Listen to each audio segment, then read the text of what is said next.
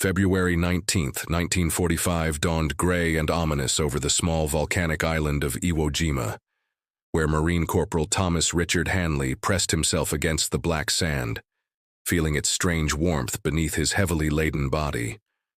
The island's name, meaning Sulphur Island in Japanese, proved grimly prophetic, as the acrid smell of volcanic gases mixed with cordite and burning flesh filled the morning air. Hanley belonged to a specialized unit, the Flamethrower operators of the 4th Marine Division, men who carried 70 pounds of jellied gasoline on their backs and wielded humanity's most terrifying weapon. What he didn't know, what none of them knew, was that he had just joined the most dangerous job in military history.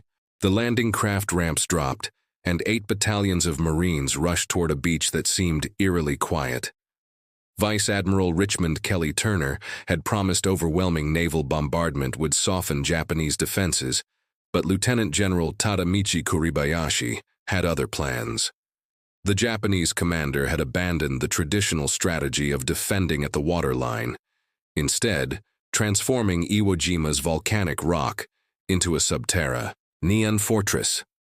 According to detailed accounts published in the Marine Corps Gazette's historical analysis of the battle, Kuribayashi had spent 8 months carving 11 miles of tunnels, creating 700 pillboxes, and positioning artillery in caves that could withstand direct hits from battleship guns.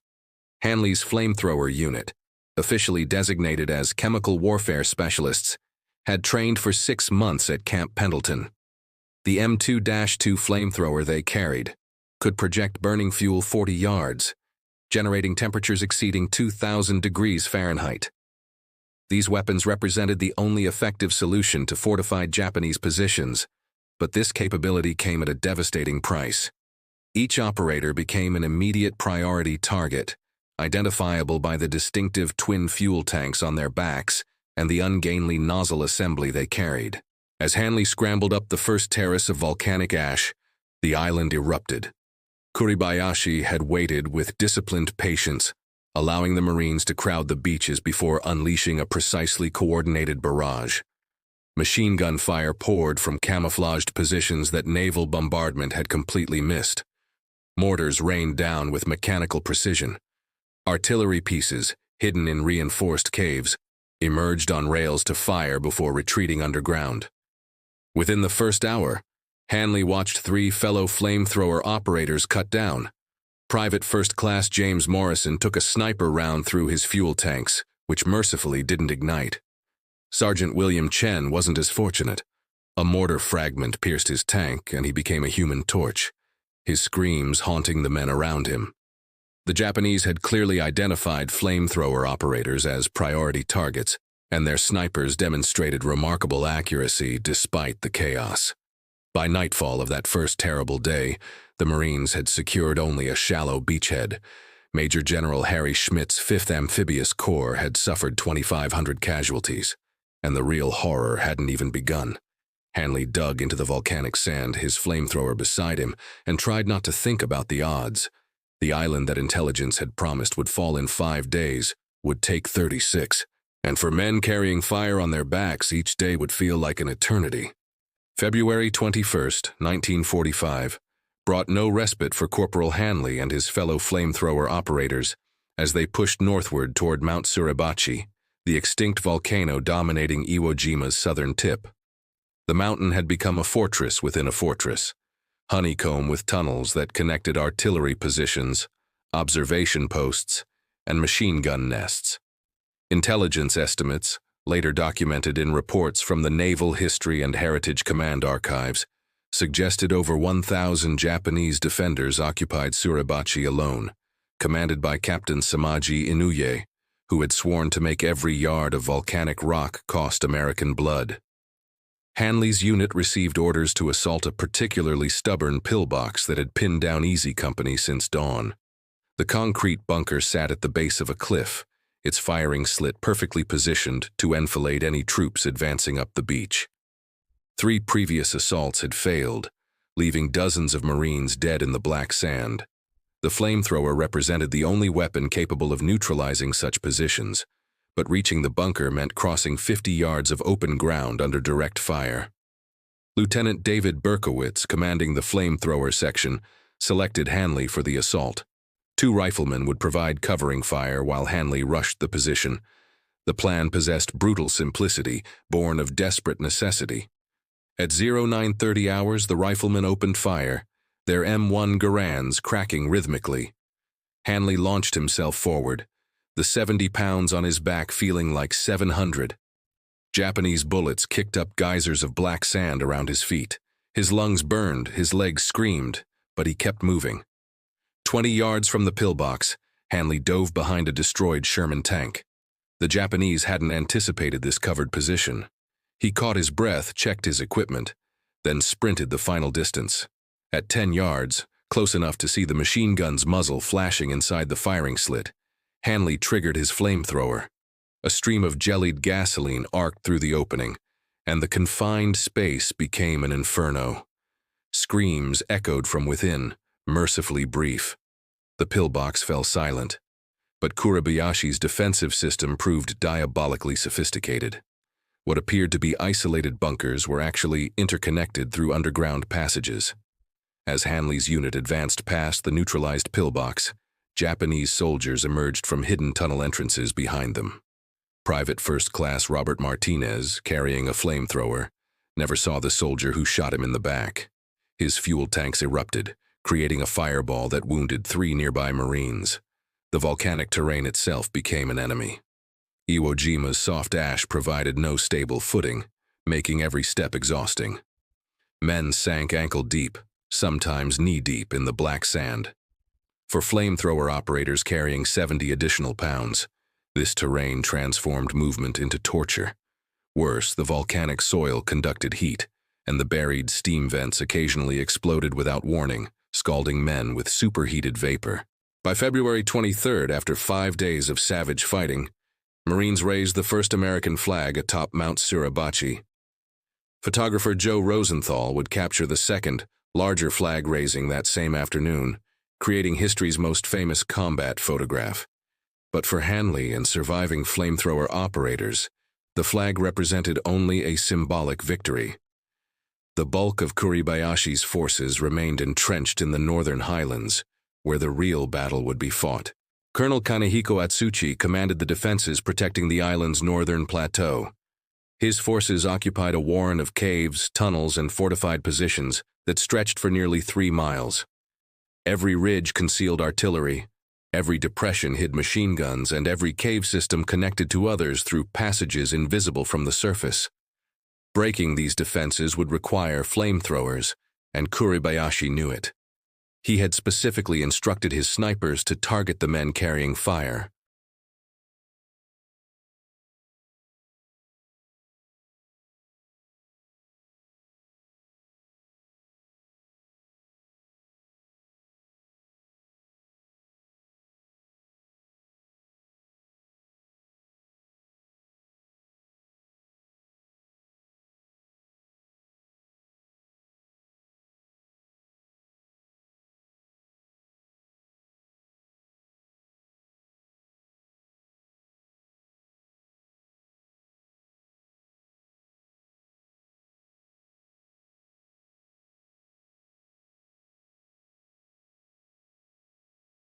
Hill 3-3. One rose 60 feet above the surrounding terrain, its slopes dotted with cave entrances that intelligence estimated numbered over 50. Each cave housed machine guns, mortars, or artillery pieces positioned to cover the others. Conventional artillery proved useless against these fortifications. Shells simply burst against volcanic rock without collapsing the tunnels. Naval gunfire couldn't depress at angles necessary to penetrate the caves. Only flamethrowers possessed the capability to neutralize defenders dug so deeply into the earth, but employing them meant sending men into point-blank range of concentrated enemy fire. Lieutenant Berkowitz briefed his remaining flamethrower operators before the assault. Of the 12 men who landed on February 19th, only 4 survived. Hanley studied the faces of his companions, Corporal James Peterson, Private First Class Anthony DeMarco, and Private Harold Washington. According to documentation preserved in the National Archives records of the battle, Flamethrower units were already experiencing casualty rates exceeding 90%, though this information remained classified to maintain morale. The assault began at 0700 hours with a rolling artillery barrage that accomplished little against the hardened positions. As the shells lifted, infantry companies advanced up the slopes of Hill 331. Japanese defenders waited until the Marines reached killing range before opening fire. Men fell in clusters, their bodies tumbling down the volcanic slopes. The advance stalled within minutes, pinned down by interlocking machine gun fire from positions invisible to the attackers. Hanley's team received orders to suppress a cave entrance halfway up the hill that housed a particularly devastating machine gun nest.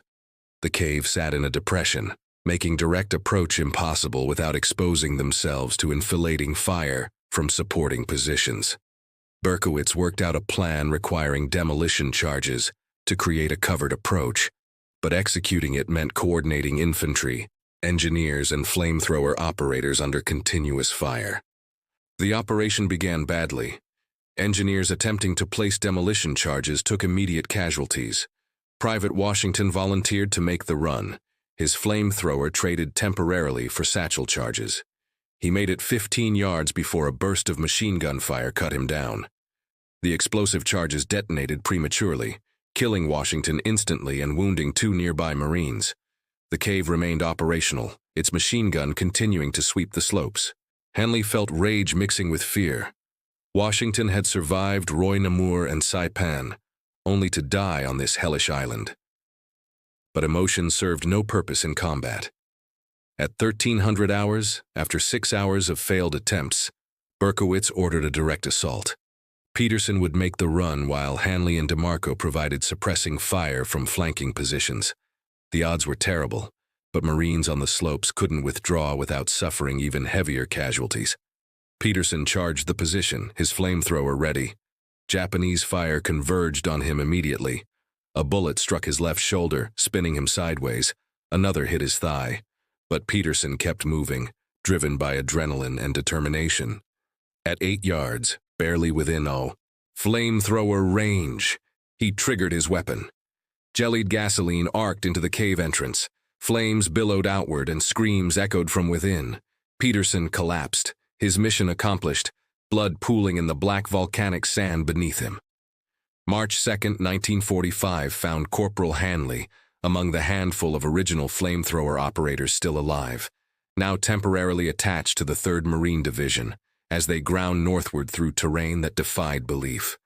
The Japanese had retreated into what intelligence designated the Northern Pocket, a volcanic badlands of gorges, ridges, and caves that represented Kuribayashi's final defensive position. Captain Tsurugi Nozaki commanded the forces in this sector, approximately 3,000 troops, who had transformed every square meter into a death trap. According to tactical assessments later published in the Infantry Journal's analysis of the campaign, this final pocket contained the densest concentration of fortified positions encountered anywhere in the Pacific Theater. The landscape resembled an alien world. Volcanic upheavals had created a chaotic maze of rocky pinnacles separated by deep ravines. Steam vents hissed continuously, filling the air with sulfurous fumes that burned throats and eyes. Every ridge concealed pillboxes constructed from reinforced concrete, each positioned to provide overlapping fire with multiple supporting positions. The Japanese had spent months preparing these defenses, calculating firing angles with mathematical precision, creating a 3-dimensional battlefield where death could come from any direction. Hanley's new unit commander, Captain Robert Henderson, called his flamethrower operators together on the morning of March 2nd. The captain's face showed the strain of watching his men die for 11 consecutive days. Henderson explained that intelligence had identified a major cave complex, designated Hill 362, George, a position anchoring the Japanese defensive line. The cave system reportedly extended 200 feet into the volcanic rock, with multiple levels connected by internal passages. Reducing this position was essential for any further advance, and only flamethrowers could do it. The assault plan called for a coordinated attack by 3 companies, supported by tanks and artillery. Flamethrower teams would advance under covering fire to neutralize cave entrances, while demolition teams sealed tunnels with explosives. On paper, the plan looked professional and thorough. In reality, it represented sending men to almost certain death. Hanley understood this. Every flamethrower operator understood this. They advanced anyway. At 0830 hours, artillery began pounding Hill 362 George. Shells burst against volcanic rock with impressive violence but minimal effect. The bombardment served primarily to announce the coming assault, allowing Japanese defenders to prepare. When the shells lifted, Marines moved forward. Tanks accompanied the advance, Sherman dozers equipped with improvised armor plating. These vehicles provided the only mobile cover available in the broken terrain. Hanley advanced behind a Sherman commanded by Sergeant Michael O'Brien, whose crew had already survived 2 knocked-out tanks. The armor plating covering the Sherman's front consisted of welded salvage and spare track sections, giving the tank a medieval appearance. At 100 yards from the nearest cave entrance, Japanese anti-tank guns opened fire. The first round glanced off the improvised armor, a shrieking impact that showered sparks. O'Brien's tank returned fire, its 75mm gun hammering the suspected anti-tank position. The infantry advance stalled in a rocky depression 50 yards from the objective. Machine gun fire from multiple positions created an impenetrable barrier of lead. Marines hugged the ground, unable to advance or retreat. 2 men attempting to reach better cover were cut down immediately. Hanley spotted at least 4 separate cave entrances, each contributing to the defensive fire. The Japanese had perfected the art of mutual support, attempting to suppress one position exposed attackers to fire from others. Captain Henderson called for tank support to reach the pinned-down infantry.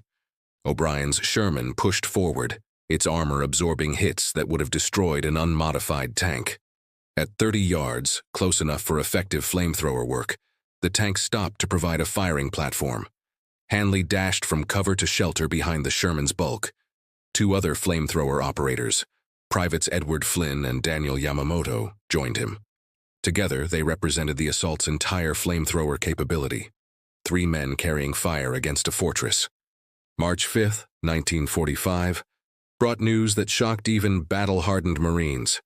Casualty reports indicated that flamethrower operators were being killed or wounded at rates approaching 92%, a statistic so staggering that divisional commanders initially questioned its accuracy.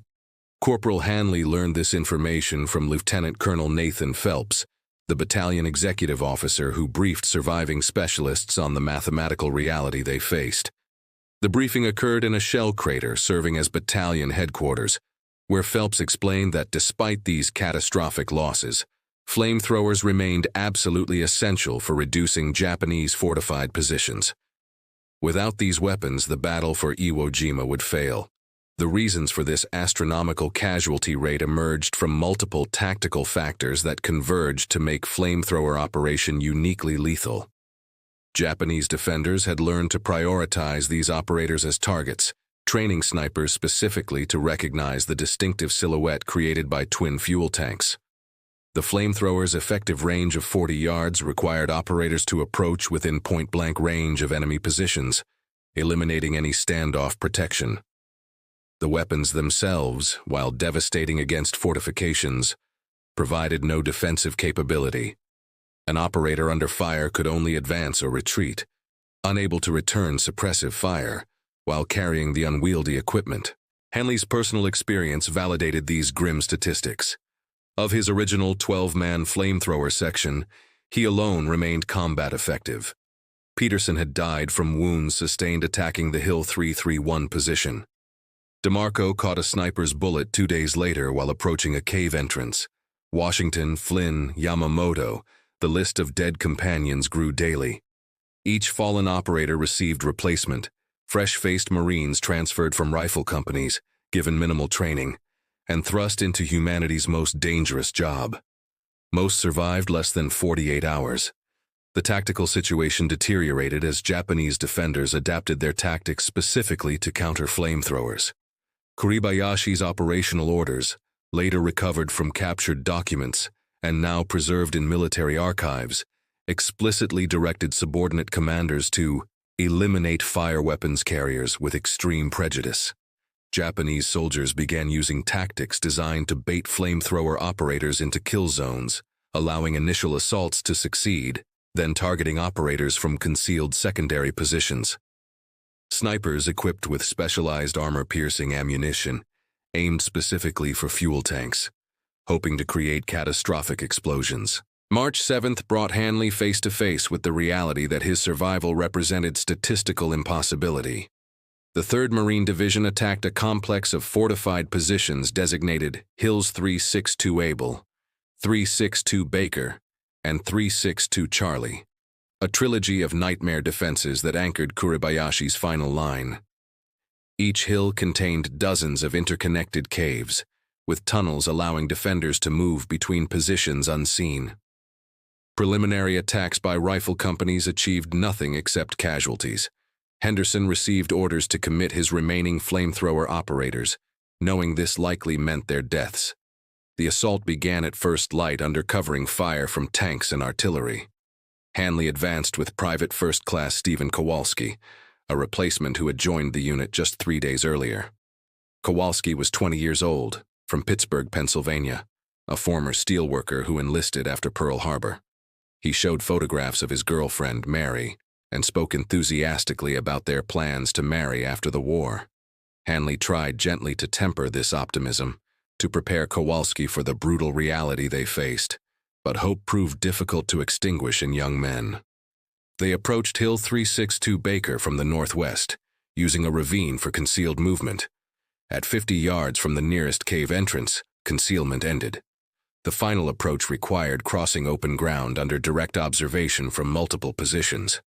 Henderson's plan called for smoke grenades to obscure this movement, but smoke proved ineffective against disciplined defenders who had pre-registered their fields of fire. Japanese machine gunners simply fired through the smoke at predetermined coordinates, knowing Marines had to cross specific areas to reach their objectives. Kowalski volunteered to make the first assault. His youth and eagerness reminded Hanley of all the replacements who had died under his watch. But combat allowed no room for sentiment. At Henderson's signal, supporting Marines laid down suppressing fire while Kowalski charged forward. He made 20 yards before a burst of machine gun fire caught him in the chest. His flamethrower's fuel tanks ruptured but didn't ignite, spilling jellied gasoline across the volcanic rock. Kowalski fell, mortally wounded, another name added to the lengthening casualty list. Hanley watched him die and felt nothing, emotional calluses formed by too much death, too much loss. March 10th, 1945 marked the beginning of the end for organized Japanese resistance, though Lieutenant General Kuribayashi still commanded approximately 3,000 troops scattered throughout the island's northern wasteland. Corporal Hanley received temporary promotion to sergeant, not for valor, though he had demonstrated plenty, but simply because every ranking flamethrower specialist above him had died. He now commanded a section of 6 operators, all replacements, none with more than 5 days combat experience. According to regimental records later analyzed by military historians at the Marine Corps Historical Division, the 4th Marine Division alone had cycled through 173 flamethrower operators since landing, with 156 becoming casualties, a rate of precisely 90.17%. The newly promoted Sergeant Hanley gathered his section in a captured Japanese bunker, its concrete walls blackened from flamethrower attacks that had killed its previous occupants. He faced 6 young Marines whose eyes showed the peculiar mixture of fear and determination that characterized men assigned to humanity's deadliest job. Private Michael Sullivan from Boston, Private Robert Chen from San Francisco, Private James O'Connor from Chicago, Private David Goldstein from New York, Private Carlos Rodriguez from Los Angeles, Private William Johnson from Atlanta. Different cities, different backgrounds, united by the flamethrowers they carried and the deaths they would probably die. E-range work, the distinctive silhouette that marked them as priority targets, the vulnerability created by fuel tanks that could explode if struck.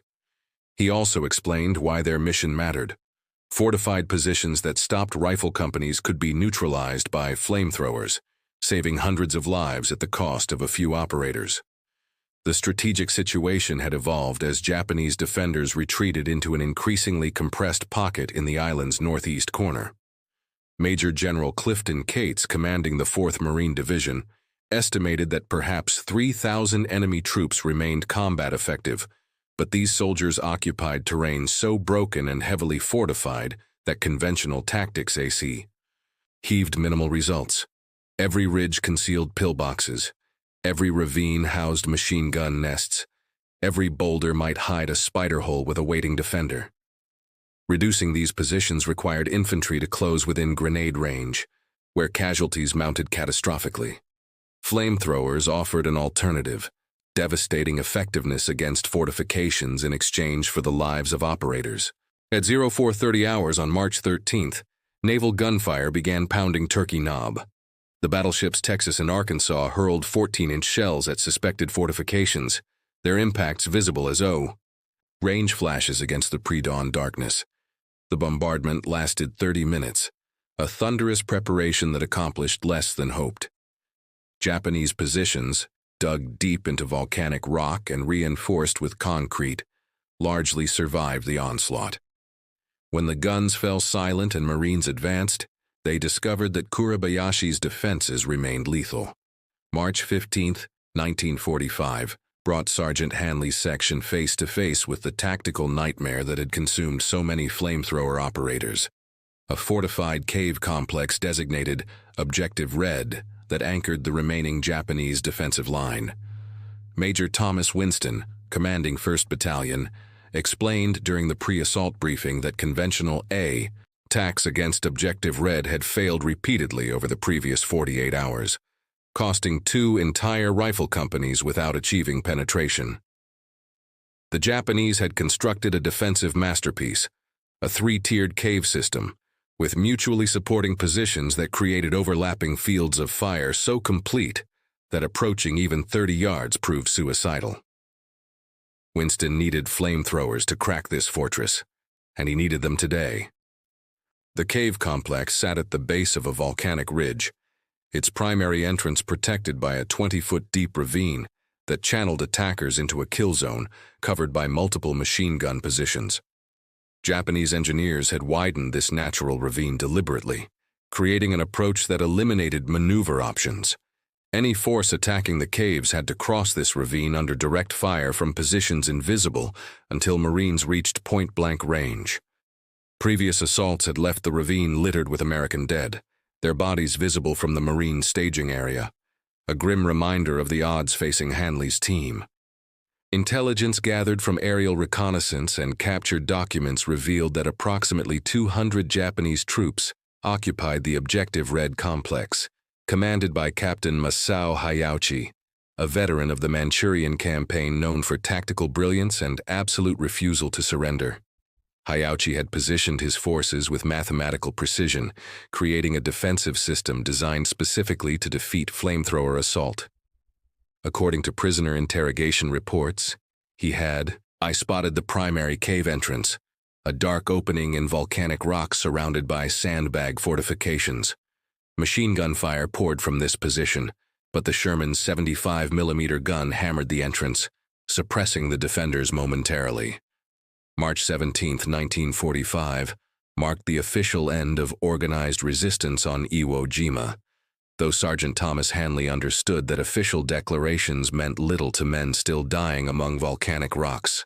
He survived, one of the 8% of flamethrower operators who escaped death or serious wounds during the battle.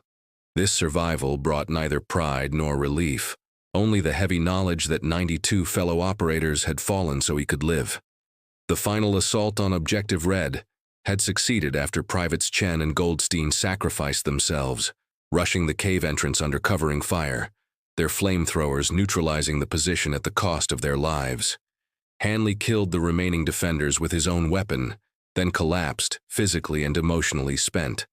The statistics became official in the weeks following the battle, documented in after-action reports that would later be preserved in the National Archives. The Marine Corps landed with approximately 225 flamethrower operators during the Iwo Jima campaign. Of these, 207 became casualties, 154 killed in action, 4. 53 wounded seriously enough to require evacuation.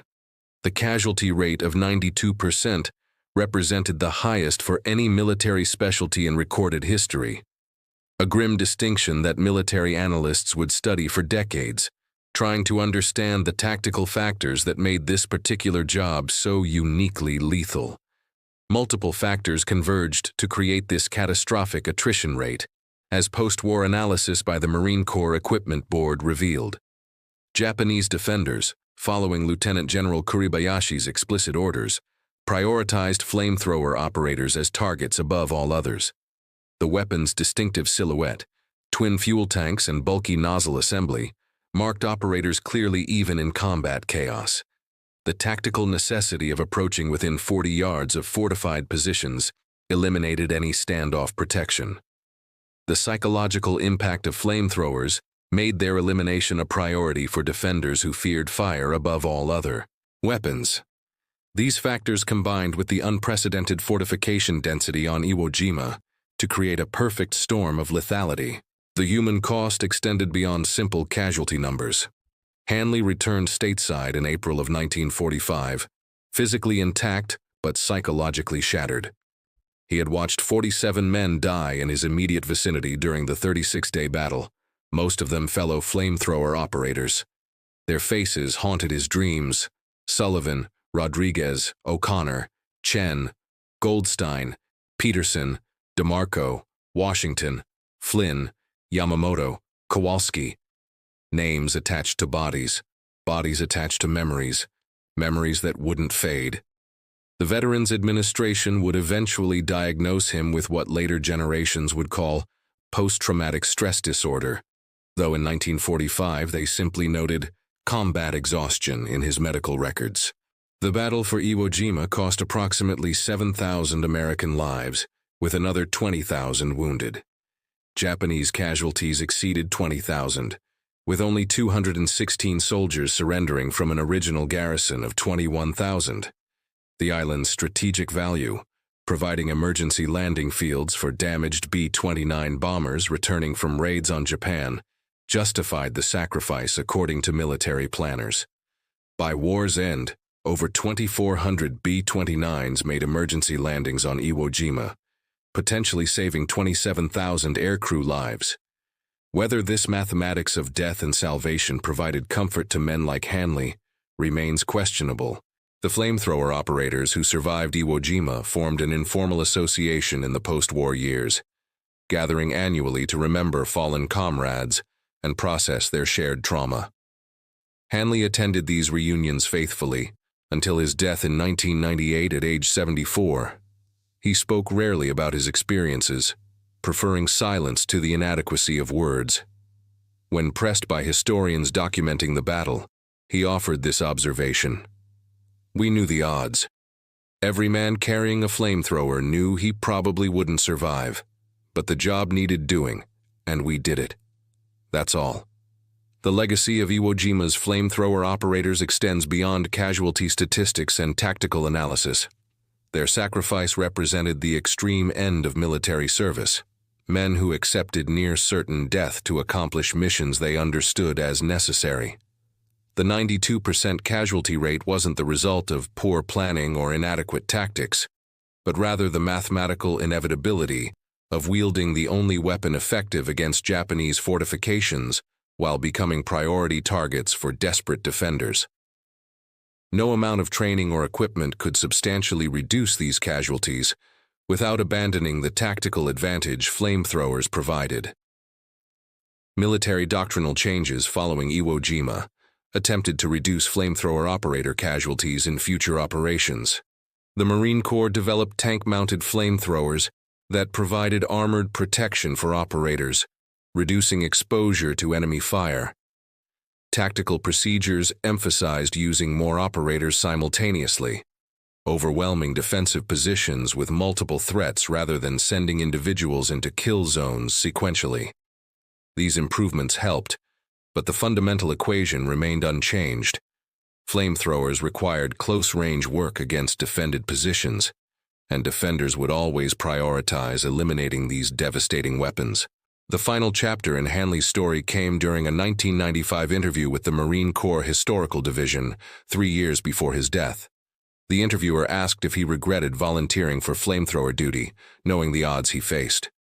Hanley considered the question for a long moment, his aged hands trembling slightly, eyes distant with memory. "Regret?" he finally replied. "No. We did what had to be done. But I think about those men every day. The ones who didn't make it. 92%, almost everyone. They deserved better than becoming statistics. They were heroes, every one of them, and I hope people remember that when they remember Iwo Jima."